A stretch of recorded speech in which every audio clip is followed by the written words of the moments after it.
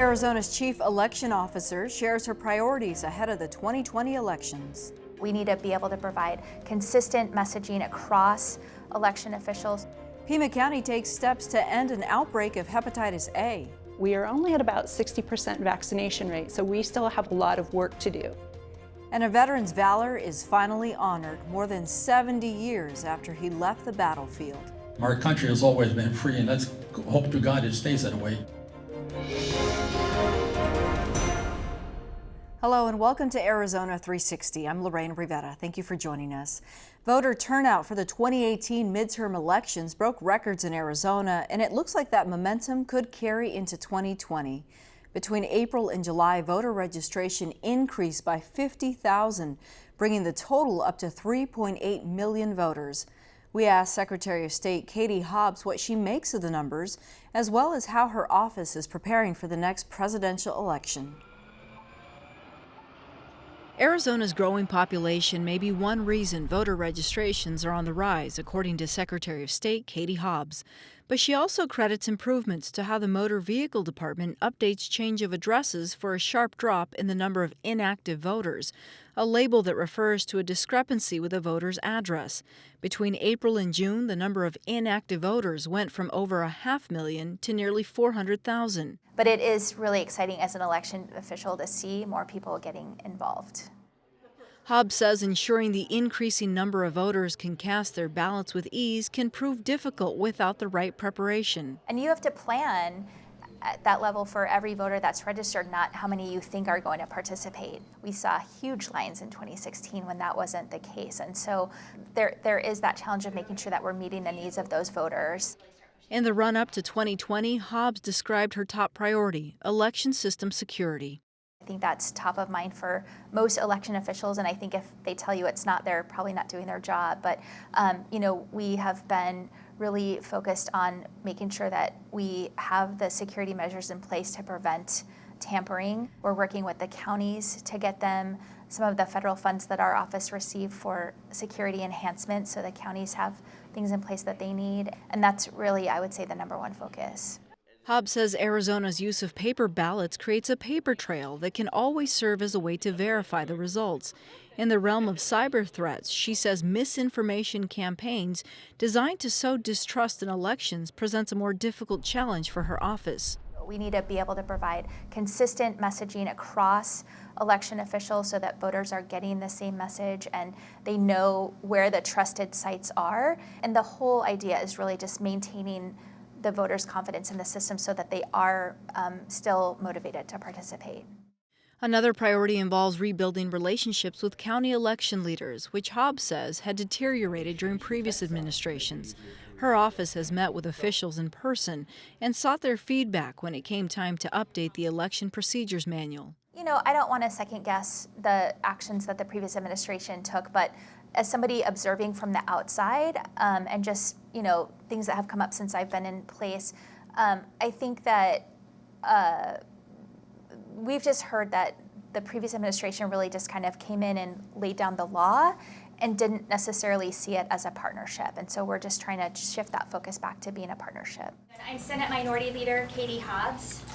In a narrow victory last November, the former Arizona Senate Minority Leader became the first Democrat Arizonans elected as Secretary of State in over 20 years. It was one of several high-profile seats the party managed to flip in 2018. Hobbs says she has maintained a good working relationship with the governor's office. For me, this office is really not about partisanship at all. The chief election officer of the state should be nonpartisan. Otherwise, it looks like, you're putting a thumb on the scale in terms of elections. Her office has opposed Republican-led bills introduced in the last legislative session, including a measure signed into law that restricts the use of emergency voting centers. Hobbs calls for expanding early voting. And if we were allowed to employ early voting until the Monday before the election, we wouldn't have a need for emergency voting at all. She also opposed a failed bill that would have prevented voters from dropping off early ballots on Election Day, potentially delaying the results. Hobbs sees it as an issue that could come up again next year. She supports voters choosing to fill out their ballots at home and those who still want to show up to the polls on Election Day. That has some historical significance to a lot of people, and they want to be able to be there that day. And I think I want people to have that experience if they want that experience. My concern really is that we have accurate results, and that's more important, I think, than really quick the next day results. In Tucson, election officials are gearing up for this month's vote-by-mail primary that will determine which Democratic candidate for mayor will advance to the general election in November. For insight into some of the issues catching voters' attention, we turn to Arizona Daily Star columnist Tim Steller. Next week in Tucson, we have a primary. Any indication, granted, a week ahead, but of what the voter really wants in their next mayor? I would think the voter wants someone who's going to kind of spur Tucson toward kind of the next step in its recovery or growth. We had a hard time, really hard time due to the recession, but also due to the government, the slowdown of government funding for the base and all these other things. So yeah, we're kind of on a recovery. We've been on a recovery for some time, and I'm sure that that's a top priority for everybody. The economic, kind of the cleaning up, gradual improvement of neighborhoods in the city. The three Democratic candidates for mayor all have different qualifications that make them notable people to be on the ballot. We have former state lawmaker, we have longtime council person, and a business developer. Any idea about what, when you think about the recovery, who's a better fit when you talk about recovery and what needs to happen next in Tucson? Obviously, they all have an argument for their own case. Regina Romero says she knows the city. She's been involved in everything that has been going right. Also, obviously, anything that's been going wrong can also be put on her. And therefore, she can step right in and take things forward. Randy Dorman, of course, will say, I've been a developer, I know business, and I'm impatient for the Tucson that kind of was satisfied with being run down and what have you. She wants to improve that. Steve Farley, his big pitch is, he'll work with the state. He knows the state, and he can work across the aisle and that sort of thing, because he's been in Phoenix as a minority Democrat for so long in the legislature. Of those three, I guess I would say Dorman and Romero probably have the better argument on that particular score. Oftentimes we hear this is going to be the first time that we've had two women on the ballot who could potentially be the next mayor. Do you think the average voter in Tucson cares about that demographic? I think maybe so, yeah. I think it's significant, and it's interesting because how the way which groups will support which candidate is very complicated and overlapping. You have kind of a obviously, Regina Romero is affiliated with Raul Grijalva's political group. Steve Farley is more affiliated with the Gabrielle Gifford's group. And Randy Dorman, of course, doesn't have like a machine behind her per se, but she's got the Chamber of Commerce and that sort of interest.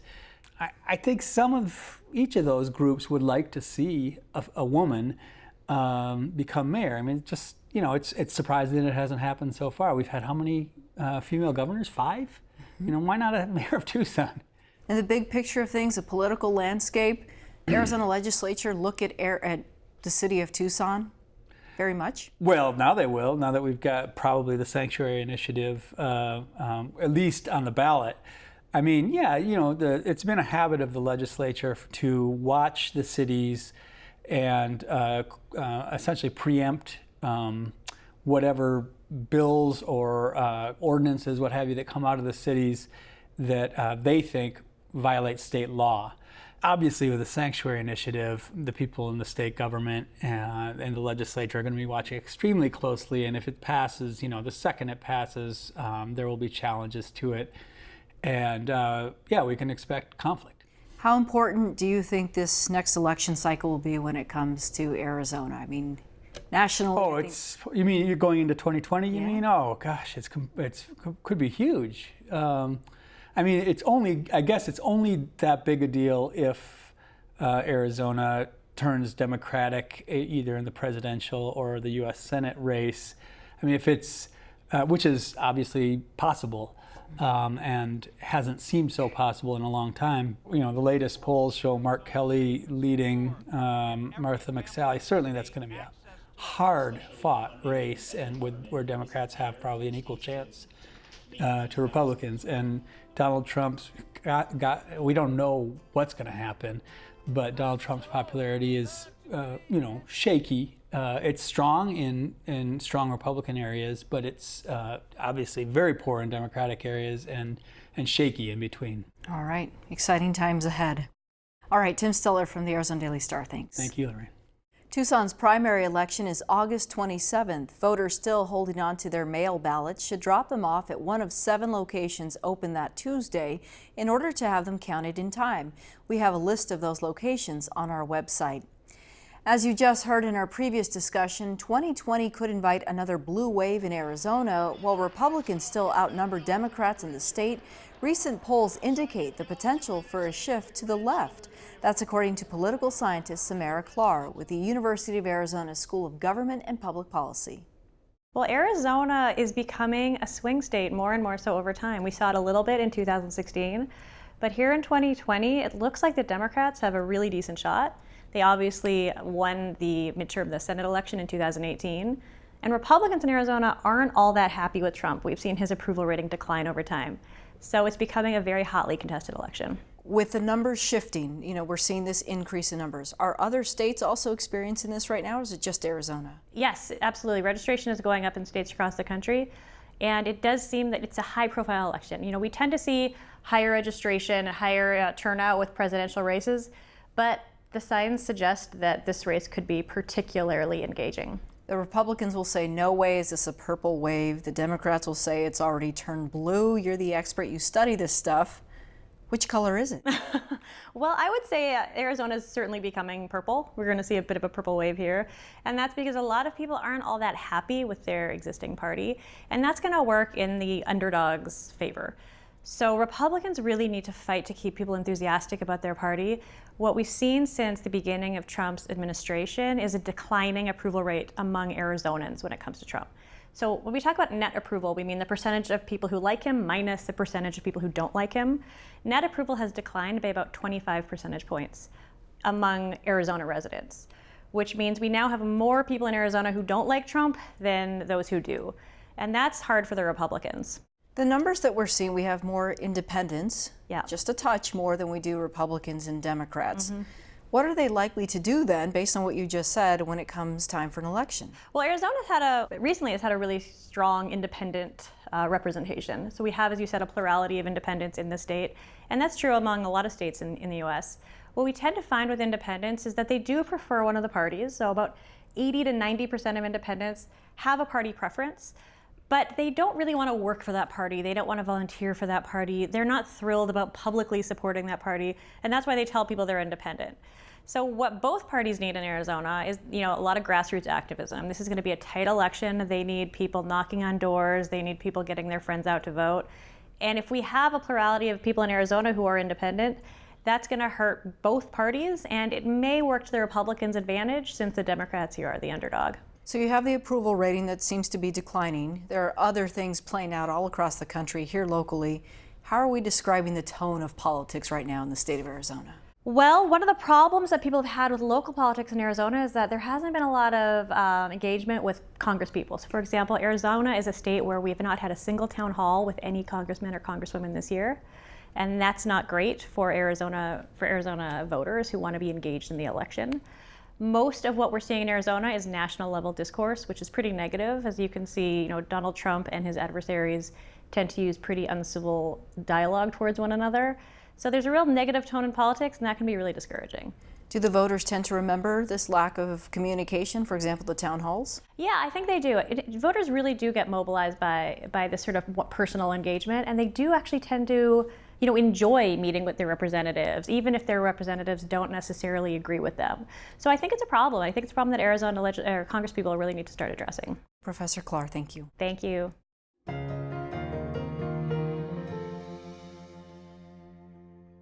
Pima County wants to get the word out about an ongoing outbreak of Hepatitis A, a viral disease that affects the liver and can take months to recover from.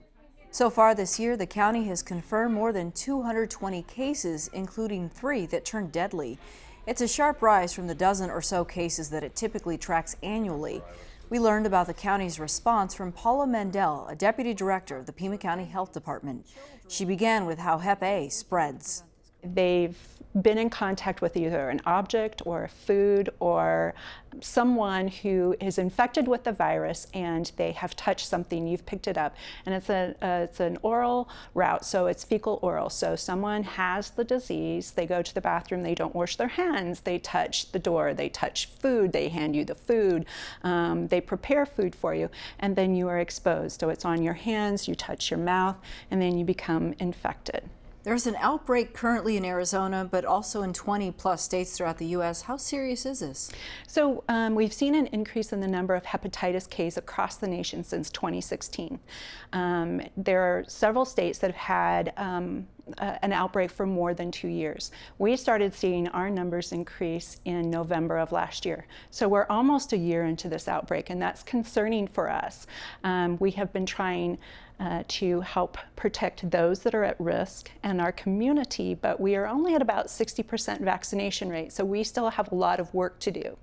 There are some reports that draw a connection between opiate use as well. Can you explain how that can be connected? So what we've seen here in Pima County, we've identified 2 high-risk populations since November.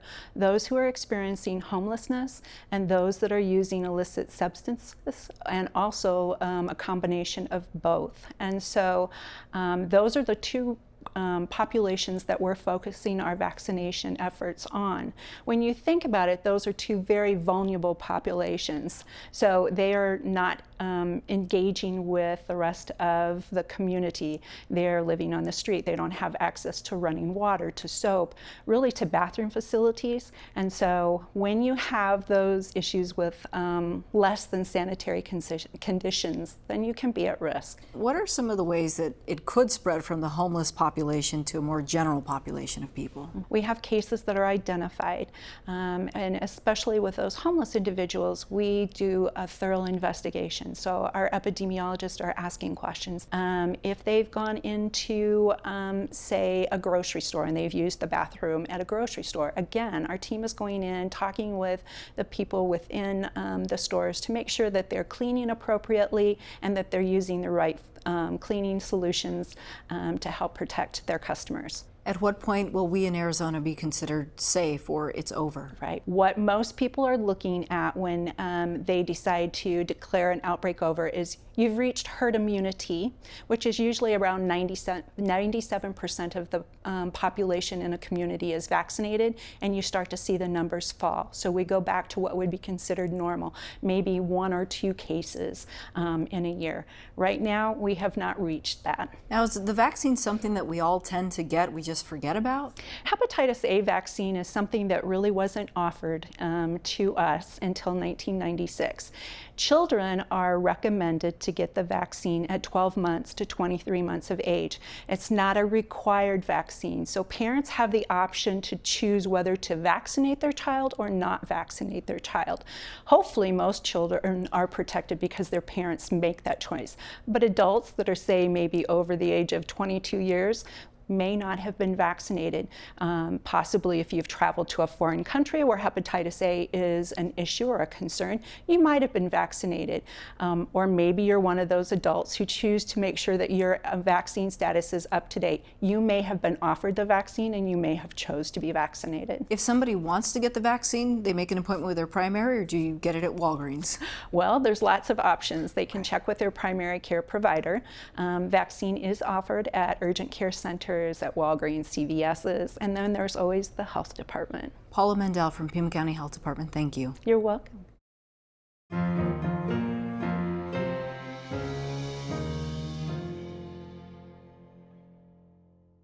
Since a fiscal year began for Customs and Border Protection in October, the agency has apprehended more than 400,000 family units from Central America and Mexico. Experts have previously explained some of the factors contributing to that surge, like violence, climate change, and immigration policies in the U.S. In our continuing coverage this week, Megan Carney, a cultural anthropologist at the U of A, shared how the advent of Neo-liberalism is also part of a bigger picture. A lot of the conditions that people are fleeing in Central America right now actually trace back to policies that were enacted in the 70s and 80s. And so there's been a slow building up of migration since around that time. And these are policies that actually traced to neoliberal ideas of trade liberalization, privatization of basic services, deregulation of markets that have increasingly displaced people from rural livelihoods in both Central America and rural Mexico. And at the same time, these policies have also created a demand for a source of cheap surplus labor. So I think it's really important, actually, that when we talk about transnational migration, that we're not thinking of it as necessarily an individual's decision to search for a better life, which is how it's often framed, but instead thinking of it as a necessary strategy for survival required by our global economy. The governments in Central America allowing this neoliberalism, as you say, to thrive? Being part of it. So, like I mentioned before, deregulation of markets, increased responsibility on the individual for his or her own well-being, privatization of basic services. There's, criminal organizations are highly entrepreneurial. They actually are providing, sometimes they are providing welfare or promising certain aspects of welfare that had previously been provided by the state. At the same time, there's also less policing and surveillance, controlling of these criminal activities. Any indication that the current administration's maybe perceived tougher stance on immigration from Central America is slowing efforts or interest of families to come to the United States? I don't know. But what I do know is that the U.S. government is not actually interested in curbing migration. Most Americans are unaware of the fact that the U.S. has a standing contract with the private prison industry to ensure 30,000 beds are occupied in immigrant detention centers every day. And this has been in place since 2007, so this predates Trump, this predates the current administration. I will add that during Obama's presidency, more than 400,000 individuals were apprehended each year in the United States. And these are parents. These are people that were apprehended by authorities while driving their children to or from school, or seeking medical care at a hospital, or at their place of work. And they were separated from their children. So I do want to sort of de-exceptionalize Trump, the Trump effect. At the same time, though, we have a racialized removal program in this country, in which this new approach to preventing asylum seekers from entering the U.S. In many ways is racially motivated. So our country does allow immigrants from other places in the world, just not necessarily those that are not white. We've also seen this racialized removal program in effect through recent ICE raids at sites of employment like food processing plants. Are anthropologists like yourself looking at this issue through a different lens as a result? As an anthropologist, it is part of the work that I do is to understand the lived experience of migration, so what it's like to be uprooted and to attempt to build a life in a new place, while also living in perpetual fear and anxiety about one's future, about constant policing and surveillance of one's life. I think that there are important lessons to be gleaned from documenting those stories, but I also believe that we shouldn't have to necessarily divulge the gruesome details of immigrant suffering or recount the number of deaths in the Sonoran Desert of migrants each year, for instance, in order to show the ways that immigrants are deserving. Those that are seeking asylum do have legitimacy in their claims for seeking asylum. I think that we owe it to ourselves to respect ourselves by showing humanity to others, by recognizing the humanity in others and treating them with dignity. Okay, Dr. Carney, thank you.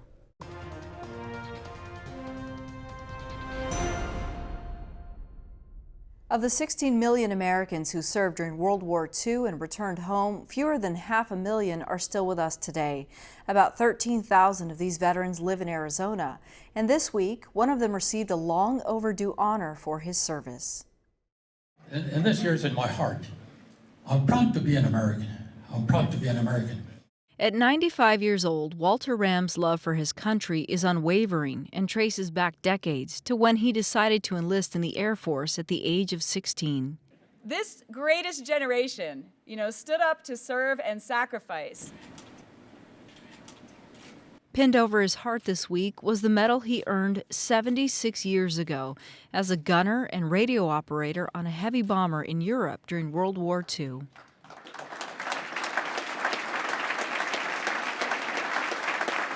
A Purple Heart with oak leaf cluster that had gone unawarded for so long, until his family contacted then Representative Martha McSally's office about rectifying the record. December of 2017, where we started advocating on your behalf. No one thought of medals or anything. We were thinking about continuing our battles against the Nazi Germany.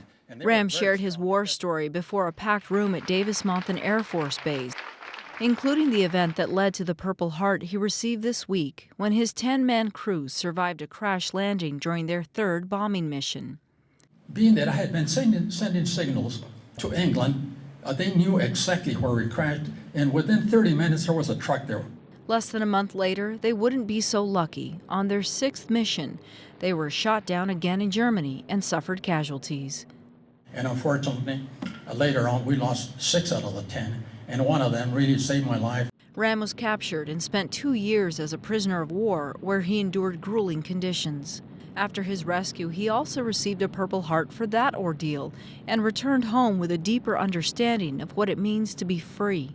Nobody knows, because likely no one here has ever, shall we say, been without freedom. Our country has always been free, and let's hope to God it stays that way. As a docent at the Pima Air and Space Museum, his memories serve his new mission, informing newer generations about the war so they too can appreciate the men and women who served and remember their sacrifice. We lost a lot of planes. The planes are rebuildable, but not the lives. So I think that they should not forget World War II at all. That's all for now. Thanks for joining us. To get in touch, visit us on social media or send an email to Arizona360@azpm.org. We'll see you next week.